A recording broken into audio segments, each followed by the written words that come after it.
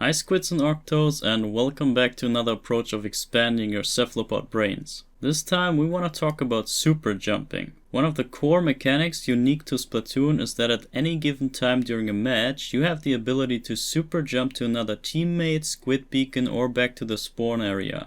Technically, none of this is needed for a match to be played, but utilizing this important shortcut can accelerate the gameplay by a lot. And as you can already tell, the main purpose of super jumping is to save time and speed up the action. Sounds good, right? So let's check out how to do it. In a way, there are two different variations of it, and they both have their pros and cons. I thought about this for a long time, and I decided to categorize the two cases in order for you to learn this in a more intuitive way over time and meanwhile make you understand other important fundamentals automatically as you go.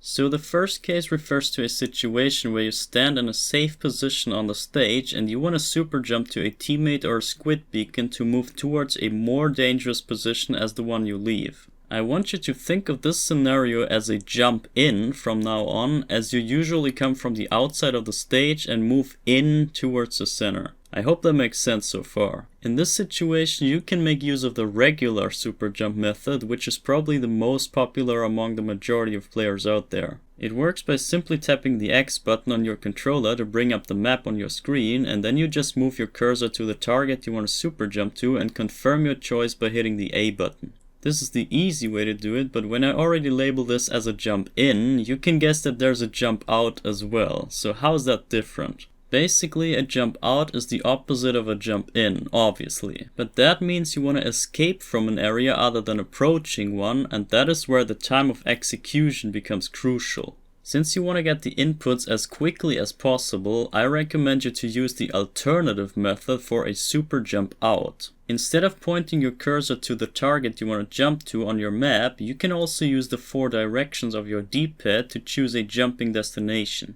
If you input it that way, you can already confirm your choice with the A button even before the map shows up on your screen, which gives you a significant speed advantage over the pointing method. Combine this with some quick super jump effects on your gear and you will be able to escape a tough situation in no time. But wait a second, how can you even choose a jump target when the map isn't even shown? As I mentioned earlier, there are 4 choices you can make with the directions of the D-pad before you press A to confirm the super jump. The only consistent choice is the downward direction, which will always target the spawn area as your jumping destination. So whenever you just want to get out of somewhere, you can always rely on the downward D-pad shortcut to jump back to your base. However, there are a bunch of situations where it's not optimal to jump all the way back to your spawn.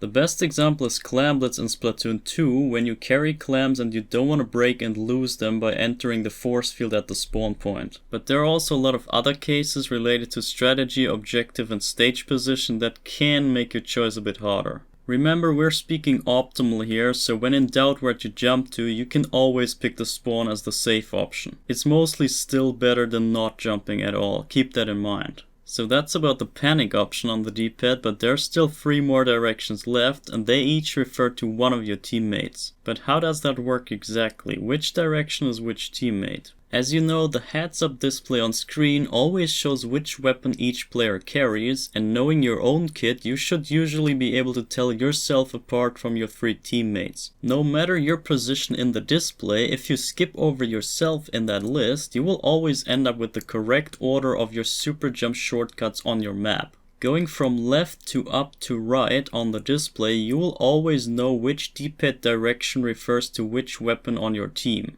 Knowing this, you're now able to choose a super jump target even before you open your map. And this way you can judge by the weapons and specials of your teammates if you feel safe enough to go for an escape jump towards their position or if you have to resort to the spawn area instead. From now on, whenever you open your map for a jump in or to check for clues about the match, you can now also try to keep track of at least one of your teammates to maybe consider them as your target for the next time you go for a jump out. And by the way, I should also mention that performing a super jump out of squid form is always faster than doing it from kid form. That means you almost always want to hold your squid button before super jumping around. Just be careful to not do it on grids. You don't want to fall into water instead of jumping away, so just remember to stay kid when you stand on a grid.